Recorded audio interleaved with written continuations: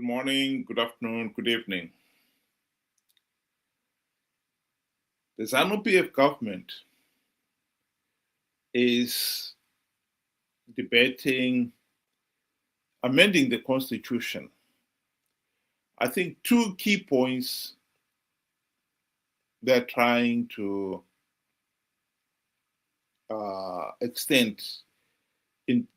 achieve with this amendment is the number one is to extend the term of office of the president and parliament from 5 years to 7 years.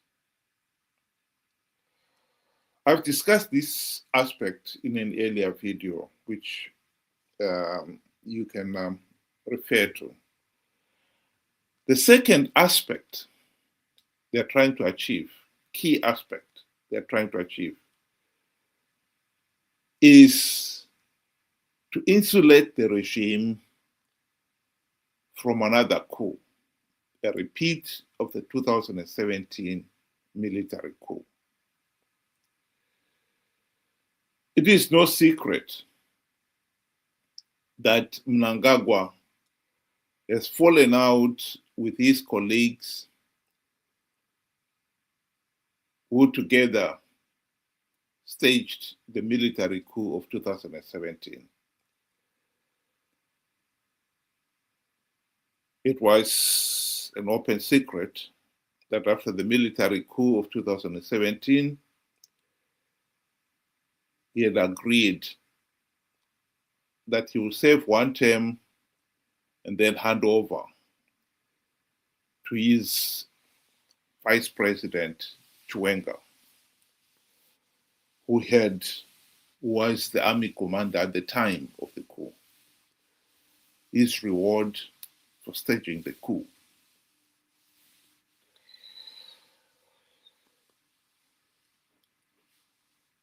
But within a few months, it was rumored that Mnangagwa was thinking of extending his stay in office beyond 2023.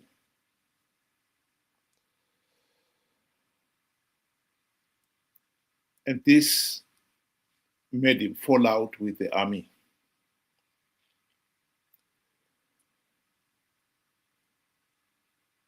And ever since, there have been two factions. I think the army faction backing Chiwenga accepted Mnangagwa staying on to serve another term. The matter has come to a head when it became clear that Mnangagwa wanted to extend his stay in office beyond 2028. And hence this ED 2030 agenda coming up.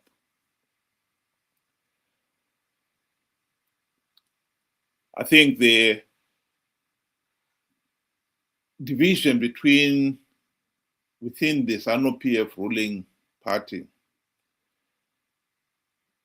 if there'd been a crack that developed to a chasm. And Mnangagwa and his colleagues went full steam ahead, pushing the ED 2030 agenda. And meanwhile,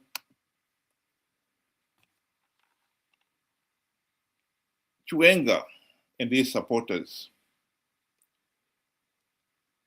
too went full steam ahead, resisting it.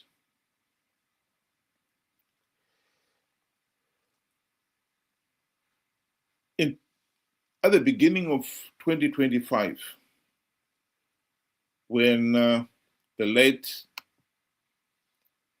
Blessed Geza dismissed the ED 2030 as bullshit. He made it clear that he wanted Mnangagwa to go so that Chiwenga could take over. We have since learned from many other goings on within SANU-PF that the division between Mnangagwa's faction and the faction supporting Chiwenga has become more and more serious. As much as the 2017 military coup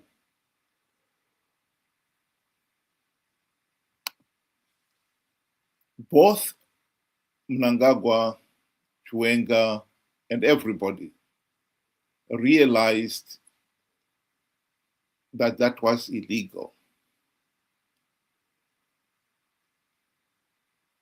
But soon after the coup, before even Mnangagwa was sworn in,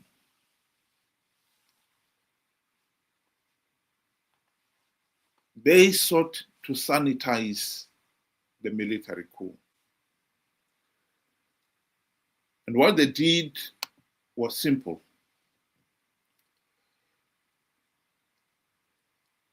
They got somebody to file a charge, the challenge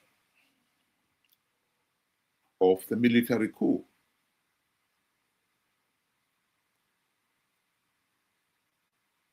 And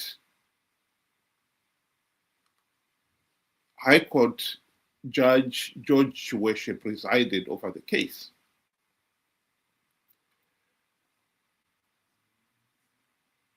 And he ruled that the military coup was necessary, justified, and constitutional.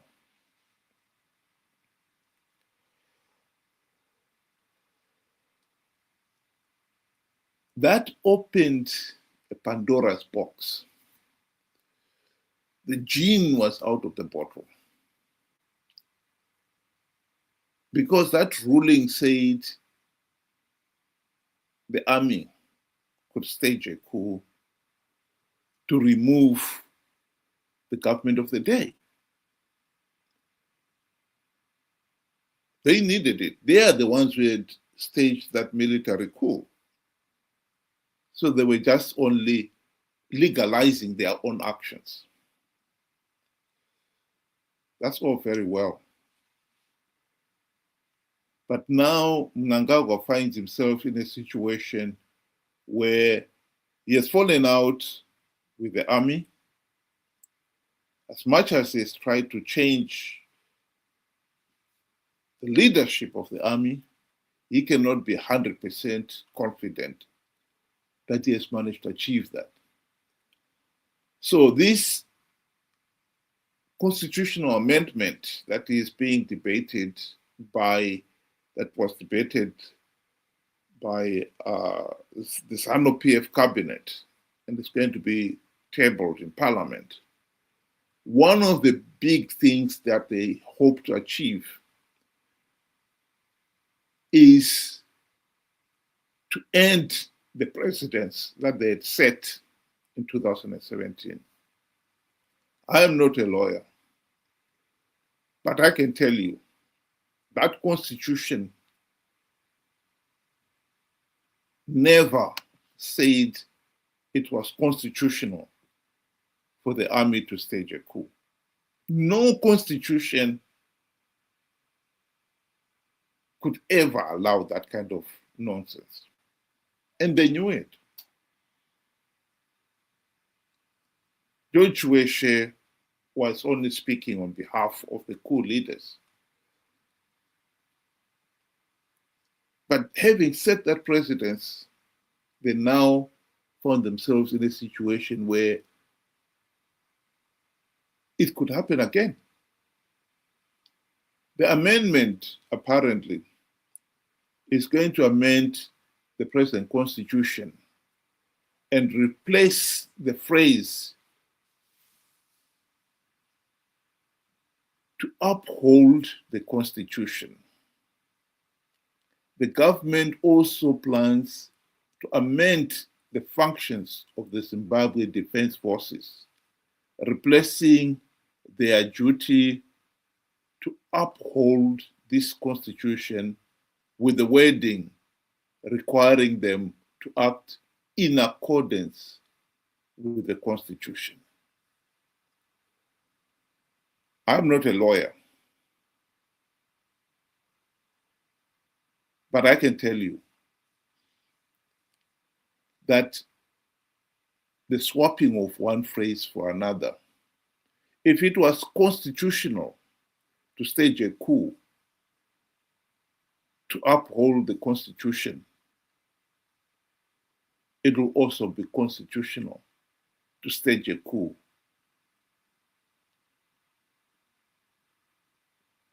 in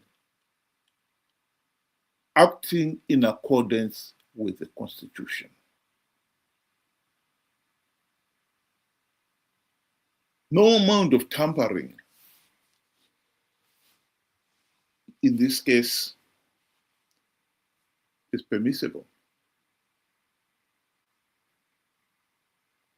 They were not upholding the constitution when they staged the coup.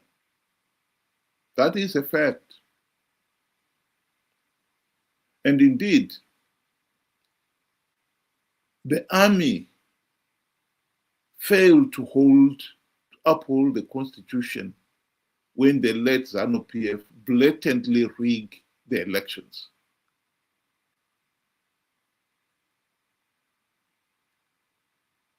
When was it constitutional to rig elections? And yet the army, all these years, have turned a blind eye to it.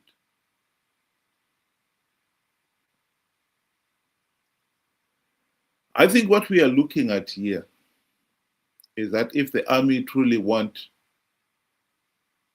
to stage another coup, if it was legal, necessary, and justified and constitutional to do so in 2017, then it is justified, legal, and constitutional to do it now. More so now,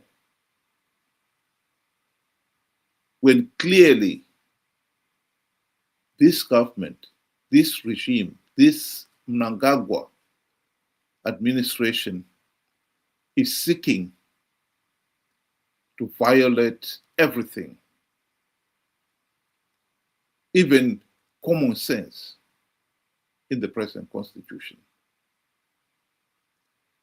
Common sense dictates that you are elected for a fixed maximum term. In this case, 5 years.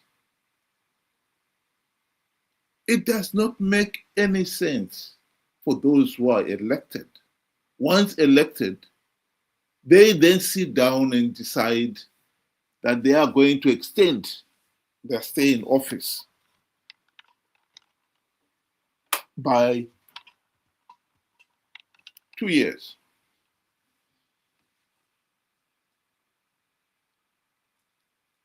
That doesn't make any sense at all. That is a blatant violation of the Constitution. They could have extended it by another 5 years, 10 years, 20 years, forever.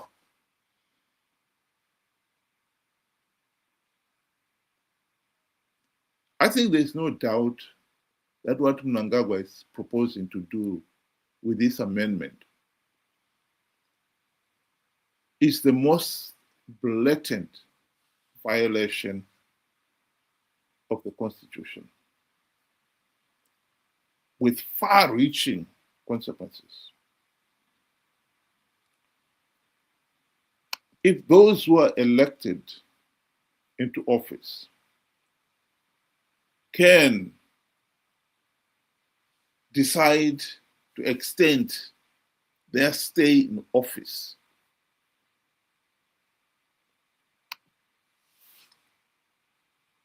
without reference to the people, we cannot pretend that the Constitution still has any value.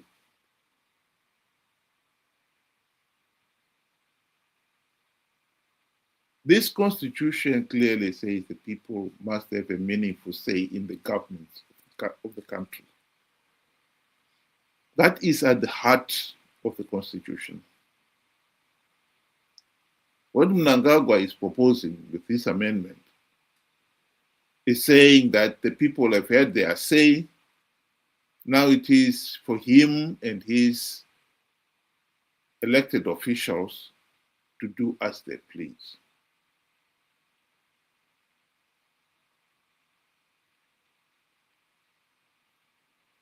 Ziyambi maintains that the proposed amendments will reinforce the constitutional governance, strengthen democratic structures, clarify institutional mandates, and harmonize Zimbabwe's constitutional order with the tested and successful practices in other progressive countries.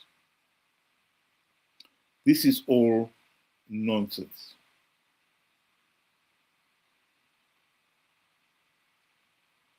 Those countries like South Africa, where the people do not elect the president. The president is elected by members of the party that has won the elections. That they had in their constitution. This was not something that people did not know. When they voted for that constitution, it was already there in the constitution.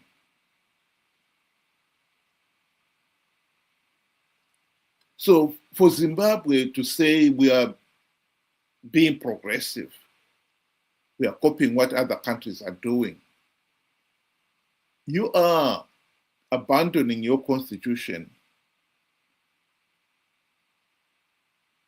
to act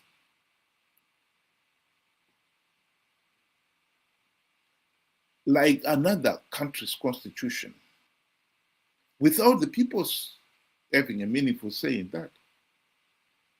The people of Zimbabwe have never had a meaningful say in that. If we're going to change the constitution, then we need to go to the referendum. If you're going to change the constitution and deny the people a meaningful say in a referendum, then that is the most blatant violation of the constitution.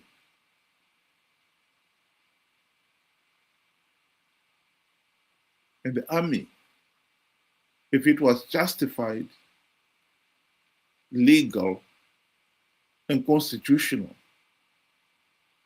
to stage a military coup against the Mugabe administration, then it is justified, legal, and constitutional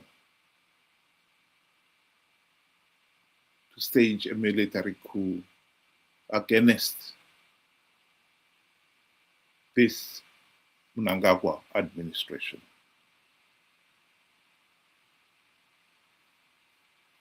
Think about it.